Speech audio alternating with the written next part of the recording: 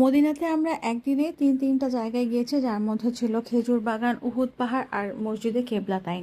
মসজিদে নববীতে জোহরের সালাত আদায় করার পরে সেখানে লাঞ্চ কমপ্লিট করে আমরা একটা ট্যাক্সি নিয়ে চলে যাই উহুদ পাহাড়ের দিকে। উহুদ পাহাড়ের এক পাশে হচ্ছে বদরের যুদ্ধ হয়েছিল, সেই দুটো জায়গা কাছাকাছি। আমরা প্রথমে সেখানেই যাই, আর একদম দূর থেকে উহুদ পাহাড়ের মাঝখানে আল্লাহু লেখাটা একদম স্পষ্ট দেখা যাচ্ছিল। খুবই অবাককর লাগছিল দেখতে। তো যাই হোক, আমরা সেখানে পৌঁছে যাই এবং বদরের যুদ্ধ হয়েছিল যেই জায়গাটাতে, সেই জায়গাটাতে একটা উঁচু হালকা টিলার মতো আছে আর একটা মসজিদ আছে। এখানেও 2 রাকাত নফল নামাজ আদায় করা হলে তারপরে আমরা এই পাশে যে একটা উঁচু টিলা আছে সেখানে উঠে যাই। তো আমি প্রথমে ভাবছিলাম আমি হয়তো উঠতে পারবো না, কিন্তু সেখানে উঠে খুবই ভালো লাগছিল, কারণ ওখানে ওঠার পর উপর থেকে পুরো ভিউটা দেখা যাচ্ছিল খুব ক্লিয়ারভাবে, এবং উহুদ পাহাড়ের পুরো ভিউটাও ক্লিয়ার দেখা যাচ্ছিল। সেই জায়গা থেকে আমরা পরে চিন্তা করি এখান থেকে একটা আশেপাশে খেজুর বাগান আছে, পরে আমরা সেখান থেকে একটা খেজুর বাগানে যাই। এই খেজুর বাগানটা অ্যাকচুয়ালি অরিজিনাল খেজুর বাগান না, এটা পরে তৈরি করা হয়েছে। এবং এই খেজুর বাগানটার সামনে একটা টি কফি কর্নার আর পাশে একটা খেজুরের দোকান আছে।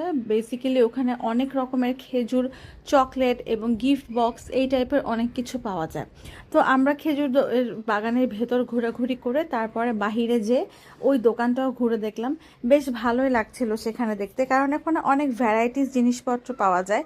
তো ওগুলো দেখে আমরা চিন্তা করলাম এখান থেকে আর খেজুর কিনবো না, আমরা একেবারে মসজিদে নববীর সামনে যে মার্কেট আছে সেখান থেকেই খেজুর কিনেছিলাম। সেখান থেকে আমরা চলে যাই দুই কেবলার মসজিদ, যেটাকে মসজিদে কেবলাতাইন বলা হয়ে থাকে। সেই মসজিদটাতে যে আমরা সেখানে আসরের নামাজ আদায় করি এবং কিছুক্ষণ সময় সেখানে থাকি। মদিনার প্রত্যেকটা মসজিদের ইন্টেরিয়র এবং আর্কিটেকচার দেখলে অবাক না হয়ে থাকার উপায় নাই, যে এত আগে এত সুন্দর আর্কিটেকচারে কিভাবে এই মসজিদগুলো করা হয়েছিল।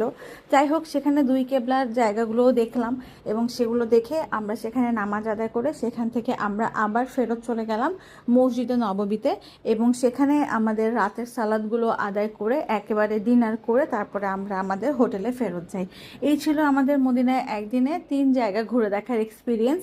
আশা করি ভিডিওটা আপনাদের ভালো লেগেছে। ভালো লাগলে লাইক, কমেন্ট এবং শেয়ার করতে ভুলবেন না। Thanks for watching. আল্লাহ হাফেজ।